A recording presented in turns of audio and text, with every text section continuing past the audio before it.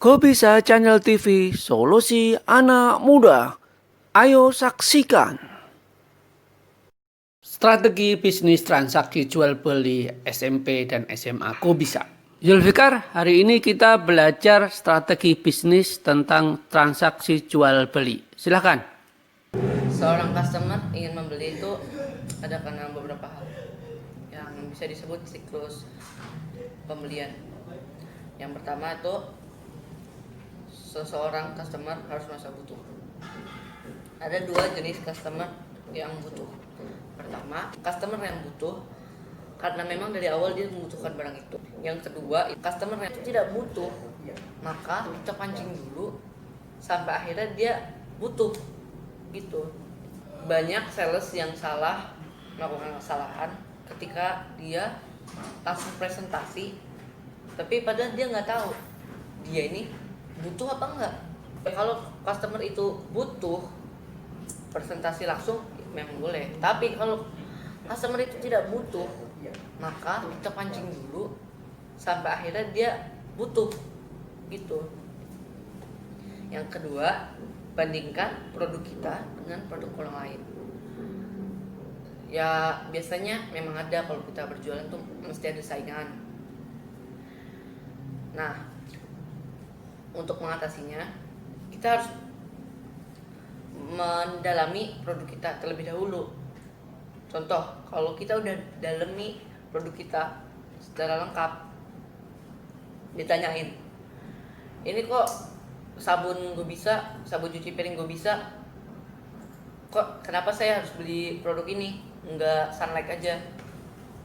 Kita bisa bilang sabun cuci piring gue bisa lebih hemat air. Kita bilangin yang positif, poin-poin yang kelebihan dari produk ini. Nah ini nih penting nih, kita kalau nawarin kayak gitu body language-nya harus dijaga. Karena kalau kita ingin memberikan poin apa kelebihan dari produk kita, tapi kita sendiri kayak gini pak, nah itu bisa ketahuan dari body language-nya kalau dia tuh berbohong, ingin berbohong. Karena itu kita gak boleh seperti itu, body language harus dijaga dan kita tuh harus tetap jujur. Yang ketiga, produknya sesuai dengan kebutuhan pembeli.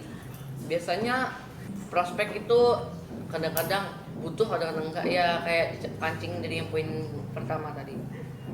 Tapi kadang-kadang prospek butuh tapi dia digangguin sama cumi-cumi.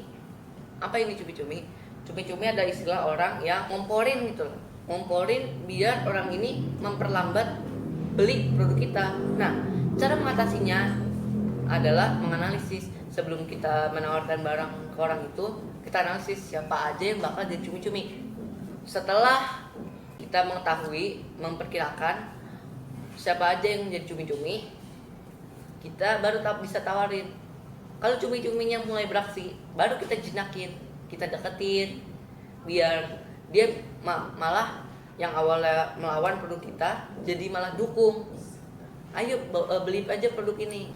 Yang keempat, setelah kita udah membuat customer kita merasa butuh, terus kita juga menghubungkan kebutuhan dia dengan produk kita, dan produk kita udah sesuai, dan juga kita sudah mengatasi cumi-cumi.